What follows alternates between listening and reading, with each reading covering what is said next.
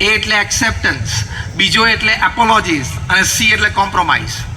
Tolerance એટલે સહન કરી લેવું, એક્સેપ્ટન્સ એટલે સ્વીકારી લેવું, એપોલોજીસ એટલે માફી માંગી લેવી અને કોમ્પ્રોમાઇઝ એટલે સમાધાન કરી લેવું.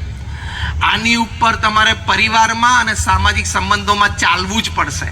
યસ ઓર નો? આમાંથી કોઈ એવા બેઠા છે જેમ કે મારી આખી જિંદગી મારા ઘરમાં મેં કહ્યું એમ જ બધું થયું? કોઈ કહી શકે? Life is a compromise. એટલે ટોલરન્સ, એક્સેપ્ટન્સ, એપોલોજીસ અને કોમ્પ્રોમાઇઝ જીવનમાં શીખી જ લેવાનું, તો જ પરિવાર ચાલે. એક બહુ જ સરસ પુસ્તક મેં કોરોના કાળ દરમિયાન વાંચ્યું, every man's mission. Rebecca Beard એક લેડી એમના ઓથર છે, પોતે એક સાયકાટ્રિસ્ટ પણ છે, એટલે એમને લોકો કાઉન્સેલિંગ માટે એમની પાસે આવતા હોય. એકવાર રેબેકા બિયર્ડ લખે છે કે એક લેડી એમની પાસે આવે, શી મસ્ટ બી અરાઉન્ડ લાઈક 45, 48, 50 હશે. અને લેડીએ કીધું કે મારે તમારી સાથે પર્સનલ એપોઇન્ટમેન્ટ જોઈએ છે. બીજે દિવસે નેક્સ્ટ ડે 10 વાગે એપોઇન્ટમેન્ટ લીધી. એ લેડીએ કીધું હું કંપનીમાં CEO છું, પણ મને ઘર કરતાં ઓફિસ વધારે ગમે છે. બહુ પૂછપરછ પછી ખબર પડી કે ઓફિસ કેમ વધારે ગમે છે. ઓફિસમાં CEO છે એટલે કેમ બધા કરે છે, આંગળીએ બધા નાચે છે, અને ઘરમાં તો બધા ઇક્વલ તરીકે વર્તતા હોય, એટલે બધા નાય પૂછતા હોય, નાય કહેતા હોય. પછી કાઉન્સેલિંગમાં રેબેકા બિયર્ડ એમને શીખવાડ્યું કે તમે ભલે તમારા પરિવારના મેઇન બ્રેડ અર્નર છો, ભરણ પોષણ તમારા લીધે પરિવારમાં થાય છે, પણ ફેમિલી હેપીનેસ, પારિવારિક સુખ માટે તમારું જેટલું યોગદાન છે એટલું જ યોગદાન એક નાના 2 મહિનાનું બાળક ઘરમાં છે એનું પણ છે. તમે કમાઈને ઘરે આવો છો ને ઘરનું પોષણ કરો છો, થાકેલા ઘરે આવ્યો હોય ત્યારે 2 મહિનાનું બાળક તમને ઇનોસન્ટ સ્માઇલ આપે, તમારા આખા દિવસનો થાક ઉતરી જાય. એટલે ફેમિલી હેપીનેસ માટે તો બંનેનો ઇક્વલ રોલ છે. Believe this, accept this and live accordingly.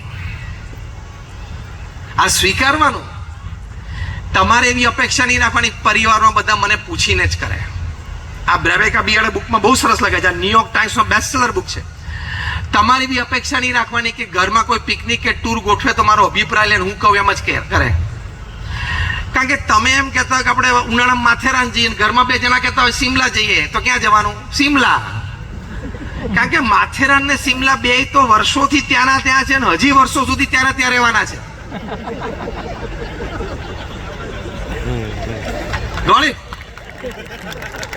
તું અત્યારે સિમલાને બદલે માથેરાન બધાને પરણા લઈ જઈશ તો બધા માથે પડશે, કારણ કે અત્યારે બધાનો મૂળ સિમલામાં છે.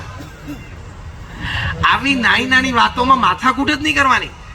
તમે એક દિવસ સાંજે ઘરે આવો અને તમારા સ્પાઉસ, તમારા વાઇફ તમને સરપ્રાઈઝ આપે કે જો આપણે કર્ટેન્સ બધા બદલી નાખ્યા, અને કેવા લાગે છે કર્ટેન્સ, એટલે તમારે શું જવાબ આપવાનો? બધાને ખબર છે, પ્રવચન પૂરું.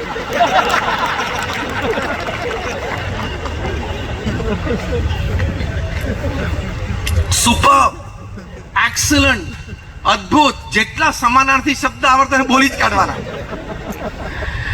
Tech it on a lighter not.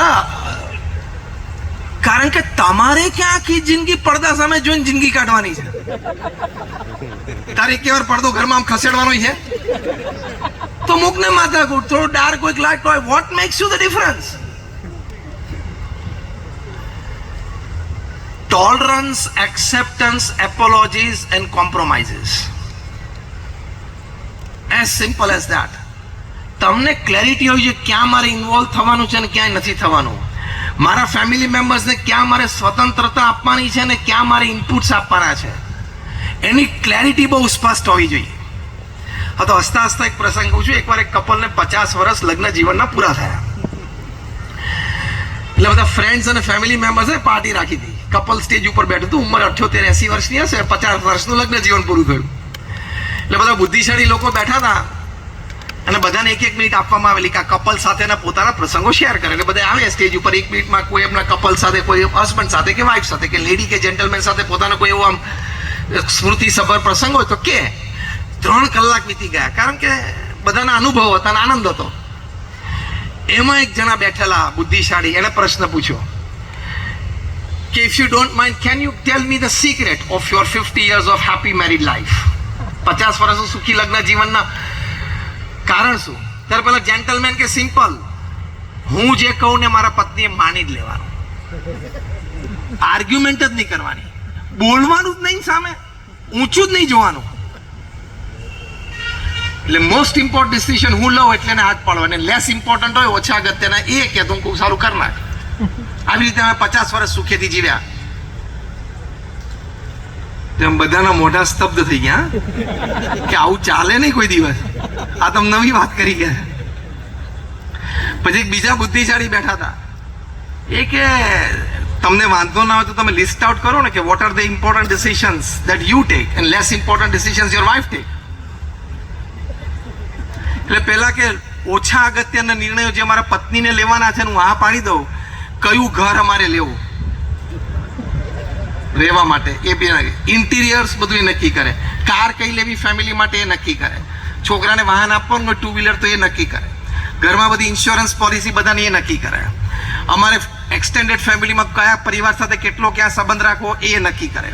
Picnic tour ઉપર ક્યાં જવાનું તો સ્થળે નક્કી કરે, બુકિંગ કરાવે, ફ્લાઇટ ટિકિટ્સ, હોટલ બધું એ બુકિંગ કરે. અમારે કયા કપડાં પહેરવા એ પણ એ નક્કી કરે. દિવાળીના દિવસે વાર તહેવારે ખરીદવાના હોય એ બધું એ નક્કી કરે. એટલે આવા બધા ઓછા અગત્યના નિર્ણયો છે ને એ લે અને હું આ પાડતો.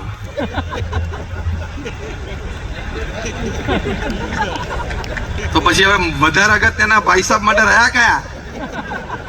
એટલે પૂછ્યું ભાઈ હવે આનાથી વધારે અગત્યના નિર્ણય કઈ રહ્યા? તો કે અગત્યનો નિર્ણય હોય અમેરિકાએ અફઘાનિસ્તાનમાંથી નીકળી જવું જોઈએ કે નહીં. એટલે હું એમ કહું ના નીકળવું જોઈએ. તમારો વિચાર બરોબર, ચલો આપણે ચા પીએ. અમેરિકા ઈરાક સાથે યુદ્ધ કરવું જોઈએ કે નહીં. એટલે હું કહું કે ના કરવું જોઈએ. તમારો વિચાર બરોબર છે, આપણે ચા પી લઈએ. એટલે જે નિર્ણયો ની અસર અમારા ઘરના 4 દિવાલોની વચ્ચે આવતી હોય એ નિર્ણયો પત્ની લે છે, અને જે નિર્ણયોની વૈશ્વિક અસર છે ને એ હું લઉં છું.